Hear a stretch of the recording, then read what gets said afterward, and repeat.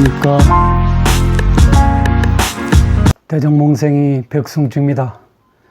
오늘 고전 읽기 첫 순서는 제가 늘 간직하고 있는 좌우명이라 할 수 있는 노자의 도덕경에 나와 있는 상선약수라는 구절을 말씀드리고자 합니다. 우선 말씀드리기에 앞서서 도덕경에 관한 내용을 요약해서 한번 말씀드려 보겠습니다. 도덕경이라는 이름은 중국 한나라 시대 BC 206년에서 AD 220년까지 존재했던 나라에서 처음 사용되었습니다. 그 이전까지는 저자로 알려진 노자의 이름을 따서 노자라고 불렀다고 합니다. 중국 최초의 위대한 역사가인 사마천은 노자가 BC 6세기에 주나라 조정에서 장서를 관리하는 사관이었던 것으로 기록하고 있습니다. 그러나 노자는 우리가 알고 있는 한 도가의 창시자로 더 알려져 있기도 합니다. 도덕경의 요지는 다음과 같습니다. 국가의 화합과 평안을 위한 삶의 길을 제시하고 있는 것이 되겠습니다.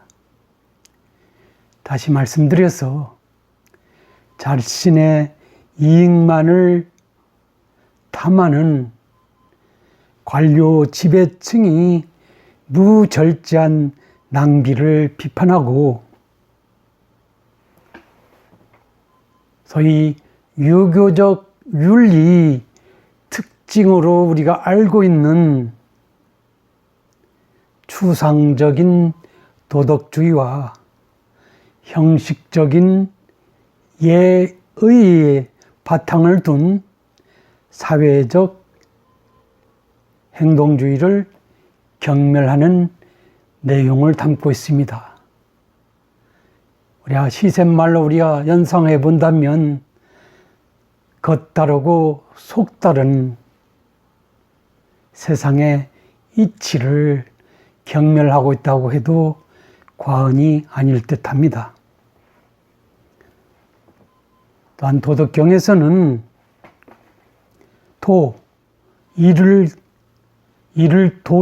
도는 모든 일이 본성대로 흘러가도록 내버려 둠으로써 이루어진다고 보는 것입니다.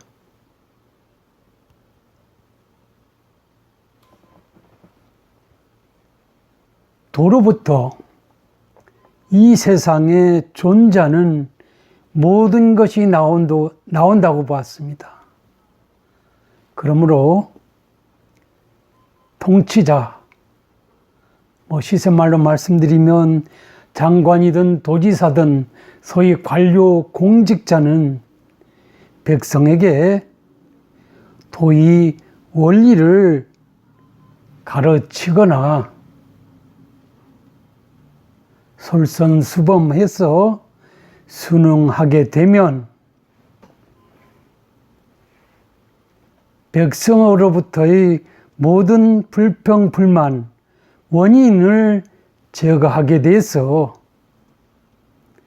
나라를 지극히 평온하게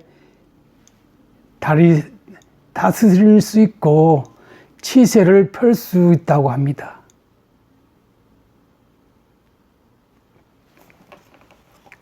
다음으로 오늘 고전읽기 주제라 할 수 있는 도덕경 8절에 나오는 상선약수에 대해서 말씀을 드려보겠습니다. 여기서 한자로 상은 윗상자, 선은 선할 선, 약은 같을 약, 수는 물수가 되겠습니다. 이 말은 물처럼 살다가 물처럼 가는 것이 인생이라는 뜻으로 쓰여지는 말로서 노자의 도덕경에서 표현되고 있습니다. 상선약수, 이것을 우리가 상선은 가장 아름다운 인생은, 약수는 물처럼 사는 것이라는 뜻이다 라고 구분해서 해석해 볼 수도 있을 것입니다. 이 구절은 한편의 시와 같아서 많은 사람들이 좋아하는 구절이기도 합니다. 저 역시 좌표로 삼고 있기 때문에 그렇게 말씀드릴 수 있을 것 같습니다. 노자는 세상을 물처럼 살아야 한다고 하면서 몇 가지 원칙을 제시하고 있습니다. 첫째, 남과 다투거나 경쟁하지 않는다는 부쟁의 철학을 말하고 있습니다. 부는 아닌가 부에다가 쟁은 다툴 쟁이 되겠습니다. 언뜻 보면 소극적인 삶의 방식인 것처럼 비춰지거나 이해될 수도 있겠습니다만 자세히 그 뜻을 음미해 보면 특별한 의미를 가지고 있는 것으로 이해할 수도 있을 것입니다. 물은 만물을 길러주고 키워주지만 자신의 공을 남과 다투려 하지 않는다고 합니다.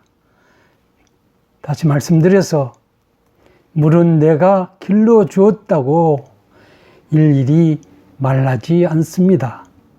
그저 길러주기만 할 뿐 내가 한 일에 대해서 그 공을 남과 다투지 않습니다. 우리 부모님 같습니다. 여러분 부모님 같이 느껴집니다. 자식을 키워놓고 남에게 좋은 일을 해놓고 그 행위에 대해서 나를 알아달라고 집착하지 않겠다는 이치를 내포하고 있다고 봐집니다. 둘째로, 모든 사람들이 가장 싫어하는 낮은 곳으로 물은 흐른다는 겸손의 철학입니다. 물은 낮은 곳으로 임하기에 강이 되기도 하고 바다가 되기도 합니다. 시냇물이 되기도 합니다. 골창물이 되기도 합니다. 노자는 물처럼 다투지 말고 겸손하게 살라고 하면서 물이 정신을 다음과 같이 시처럼 읊고 있는 것입니다. 물은 낮은 곳으로 임한다는 거선지, 거할 거 선할 선, 땅지. 물은 연못처럼 깊은 마음을 가지고 있다. 마음심, 선할선 못연. 물은 아낌없이 누구에게나 은혜를 베푼다. 줄여 선할선 어질인. 물은 신뢰를 잃지 않는다. 말씀은 선할선 믿을신 언선친이 되겠습니다. 물은 세상을 깨끗하게 해준다. 바를정 선할선 다스릴지 정선치. 물은 놀라운 능력을 발휘한다. 일사 선할선 능할능. 사선능. 물은 얼 때와 녹을 때를 안다. 움직일 동 선할선 때시 동선시.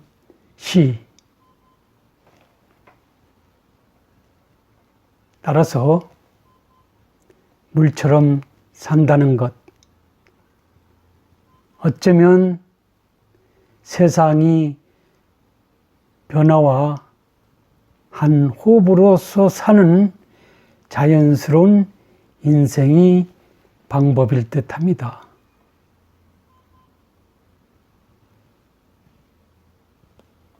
물론 물처럼 산다는 것은 쉬운 일이 아닐 것입니다.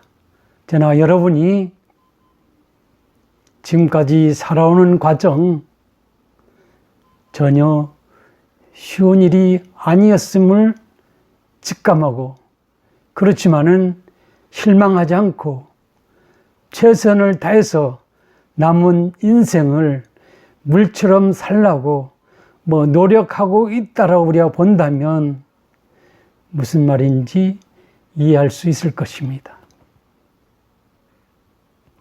공을 세워서 자랑하려 하고 남들 위해 군림하려 하는 것이 상식처럼 되어버린 세상이기 때문에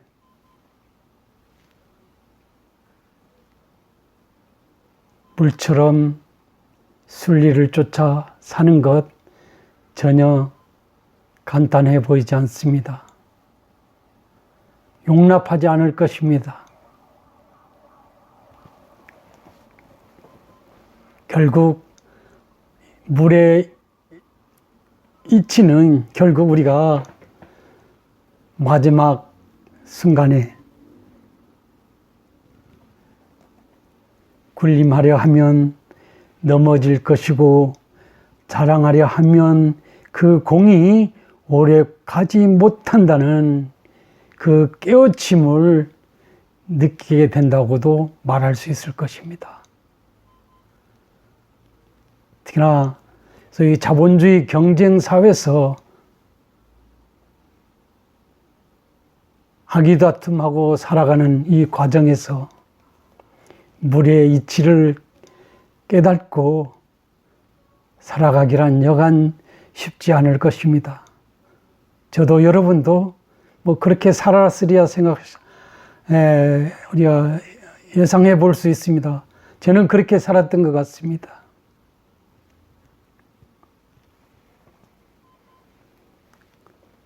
어쨌든 오늘 상선약수를 통해서 느낄 수 있는 것들은 우리가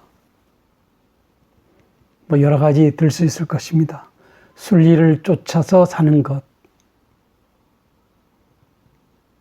그러면 순리가 뭐냐라고 저한테 물을 수 있는데요. 순리는 무리 없이